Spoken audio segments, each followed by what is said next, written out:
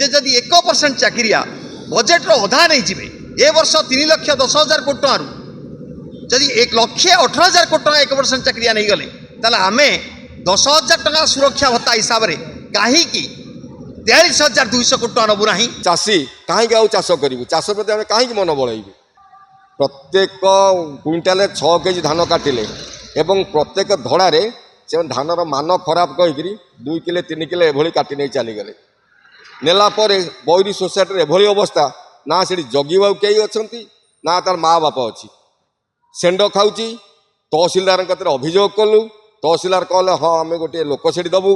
वर्षार शीत काकर रहिलु अपेक्षा कलु गोटे मिल से ईस्टर्न मिल के देइचंती गुड़िए धान ईस्टर्न मिल मनमानी शासन करी आज यदि गोटे गाड़ी पठाऊँ तार दिन गोटे गाड़ी पठाऊँ एमती एक कहबू क्या आज्ञा शुणव किए आम हाड़ मुंड तुंडे मारिकी आम जदि यही असुविधार पड़ू आम करज करी बैंक रु लोन नहीं आम देखा आम कत किसी पैसा पत्र ना कि ना आम ए शोषण ए सरकार को अनुरोध करूँ आम चाषी मान ये शोषण रक्षा करते ये हूँ प्रमुख दाबी। द्वितीय कथा सरकार जो कथा कही जे 60 वर्ष रु 3,000 टका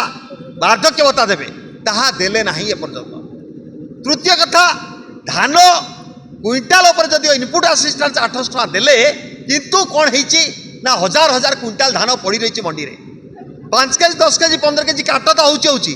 सरकार कहले 31 मार्च पर्यंत सब धान किणी नौ किंतु ए पर्यंत जना जाउछि बोधे 40% धान पदारे पड़ी किणा हो पारना आ लगुच 31 मार्च पर्यंत सरकार ये मुद्दा पूरण करें ना। तेणु ये तमाम दाबी को लेकिन आम जाऊँ जदि सरकार ये कथा को अमान्य करती आज शुणा मिलला सरकार कहते नहीं आम पीएमजी आउ से तरफ